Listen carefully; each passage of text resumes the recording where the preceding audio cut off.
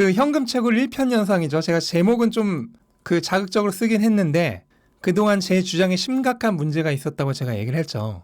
그 심각한 문제라는 게 뭐냐면 돈생경사를 하라고 했는데 대부분의 사람들이 그게 안 되는 이유가 돈생이 안 되기 때문이에요. 돈생경사가 안 되는데 돈생경사를 하라고 하니까 이게 모순이 있는 거죠. 그래서 거기에 대해서 이제 제가 앞으로는 조금 그 얘기를 좀 많이 하려고 해요. 그러니까 뭐냐면 제가 이제 그 영상에서도 얘기했지만 수입, 그러니까 구매력의 확보죠. 새로 들어오는 구매력의 확보, 수입이 우리 자금 그 계획의 한쪽 축이에요. 왜냐면 수입이 없으면 아무것도 안 되잖아요. 그러니까 우리의 자금 계획에 수입이라고 하는 것이 현금 유입, 현금 흐름이라고 하는 것이 한쪽 축이란 말입니다. 그리고 나머지 한쪽이 이제 구매력의 축적이죠. 자산 증식. 이게 나머지 한쪽 축이에요. 그래서 우리가 걸을 때 양쪽 발로 이렇게 안정적으로 걸어야지 멀리 오래 건강하게 걸을 수 있잖아요. 근데 한쪽 발로만 걷는다고 하면은 멀리 갈 수 없겠죠. 그래서 그런 의미에서 이 양쪽이 다 균형이 맞아야 돼요. 근데 이제 뭐 여기 오신 분들 이제 직장인이나 자영업자나 그러면은 아마 대부분 이 소득 쪽보다는 수입 쪽보다는 지금 자산 쪽에만 신경을 쓰고 계실 거예요. 그러면 어떻게 되냐면 우리는 다 빠르게 부자가 돼야 돼요.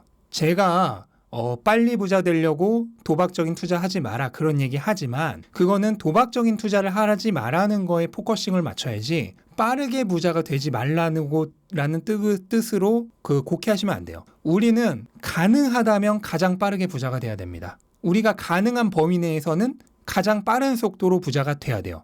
그런데 누구나 빠르게 부자가 되고 싶고 그게 맞는 거죠. 저도 당연히 빠르게 부자가 되고 싶고 그게 맞는 거예요. 그런데 이 수입이라는 자산 계획의 한쪽 발이 없는 상태로 자산이라는 그러니까 투자라는 한쪽 발만으로 빠르게 부자가 되려고 하면 결국 답은 뭐예요? 장기적으로 가치를 보존하는 자산에 꾸준히 축적해 나가는 것으로는 빠르게 부자가 되는데 한계가 있죠. 어쩔 수 없이 하이 리스크, 하이 리턴을 할 수밖에 없어요. 그리고 가격이 하락할 때 내가 추가적으로 매수할 수 있는 돈이 없기 때문에 하락장에서 즐기면서 사라는 이런 말이 성립 자체가 안 돼요. 이미 내가 들어가 있는 돈만 보면서 그거 같이 하락하는 거 보면서 벌벌 떨 수밖에 없습니다.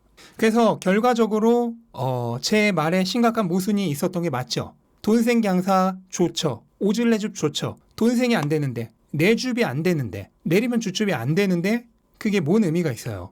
안 되죠.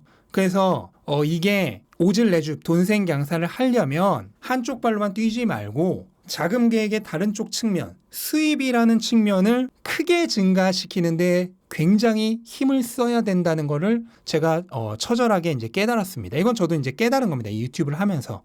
그리고 제가 경험한 바에 의하면, 그리고 제 주변에 돈을 많이 벌고 있는 사람들을 본 바에 의하면 거의 대부분 99%의 월 1,000만 원 이상 버시는 분들, 제가 지금 이제 오늘 누구 만나진라는 채널에서 성공하시는 분들을 50분 이상 만났거든요. 근데 그분들이 다 기본적으로 월 몇천에 많이 버시는 분은 월 억대로 버시는 분들이에요. 그런데 그분들 제가 50분을 넘게 인터뷰를 하면서 공통적으로 발견한 특성이 있어요. 그게 바로 얼마 전에 제가 올렸던 현금채굴 2번째 영상에서도 있었던 내용인데 이렇게 점진적으로 계단식으로 수입이 증가하면서 월 몇천 버시는 분은 거의 아무도 없었어요. 대부분 다 이렇게 기하급수적으로 증가했습니다. 그게 이 돈의 특성이에요. 그러면 돈이라고 하는 놈은 그 가진 특성을 만인에게 똑같이 적용하겠죠? A라는 사람에게는 이 특성으로 적용했다가 B라는 사람에게는 이 특성으로 적용됐다가 그러지 않겠죠. 당연히 모든 사람에게 다 똑같은 특성으로 적용이 되겠죠. 그죠? 그러니까 결과적으로 모든 사람이 제가 만나봤던 그 50분이 넘는 모든 분들이 다 수입이 기하급수적으로 증가한 거지 이렇게 단계적으로 증가하지 않았습니다. 그 얘기는 결국 여러분들도 그리고 저희 멘탈 전문가 구독자 여러분들도 수입을 늘리기 위한 노력을 하다 보면은 분명히 저는 다 누구나 수입을 크게 늘릴 수 있다고 생각을 해요. 왜냐하면 그거를 하려고 마음 먹고 시도했던 사람 중에 꾸준히 했던 사람 중에 실패한 사람이 거의 없기 때문이에요. 그러면 그렇게 벌지 못하는 사람들은 왜 벌지 못하느냐? 대부분 그렇게 하려고 마음 먹지 않은 게 일단 첫 번째고요. 강력하게 그걸 하려고 생각하지 않은 거가 첫 번째고, 두 번째는 그걸 하기 위한, 돈을 많이 벌기 위한 행동을 반복적으로 계속 하지 않았기 때문이에요. 그 두 가지를 꾸준히 했음에도 불구하고 몇 년이나 나는 수입이 전혀 늘지 않았다라는 사람을 저는 본 적이 없어요. 대부분 하지 않았어요. 강하게 생각하지 않거나 하려고 마음먹지 않거나 하질 않았어요. 그거를 강하게 마음먹고 한 3년을 했는데 수입이 늘지 않았다면은 그거 오히려 상식적으로 가능하다고 생각하세요? 정말 그거 하려고 마음먹고 강하게 자기가 마음먹고 계속 반복을 2, 3년 했는데 수입이 안 늘 수 있을까요? 불가능하겠죠. 오히려 안 는다면 그 말이 안 되겠죠. 근데 그 수입이 어마어마하게 늘 필요도 없다니까요. 만약에 본인이 한 달에 투자를 100만 원밖에 못 하시는 분이라면 이거저거 다 쓰고 다 떼고 결과적으로 최종적으로 한 달에 100만 원밖에 투자를 못 하시는 분이라면 수입을 100만 원만 더 늘리더라도 투자할 수 있는 자금은 2배로 늘어가는 거예요. 그러면 돈생이 2배가 되는 거죠. 그 다음에 내주팔 수 있는 자금이 내렸을 때 줍줍할 수 있는 자금이 2배가 되는 거죠. 저도 직장인이었죠. 그러니까 경험이 있는데 직장인들은 대부분 다 본인이 공부할 시간이 2시간이죠. 그러면 아주 많은 거의 대부분의 직장인이 재테크라는 거에만 관심을 가져요. 그러니까 수입을 더 늘릴 생각보다는 본인이 가용할 수 있는 그 공부에 쏟을 수 있는 에너지와 시간과 자원의 대부분을 투자를 통해서 자산을 증식시키는 방법에만 에너지와 자원을 써요. 저도 직장인이었기 때문에 아주 잘 압니다. 제 주변 직장인들도 다 그랬고 대부분이 본인이 할 수 있는 책을 사보는 것도 그렇고 강의를 가는 것도 그렇고 본인이 할 수 있는 시간과 에너지와 자원을 수입을 더 늘리는 쪽에 집중하기보다는 직장인들은 특성상 어쩔 수 없어요. 그냥 수입은 고정돼 있다고 생각하고 투자를 해가지고 돈을 뻥튀기 시키는 거에 그거를 집중합니다.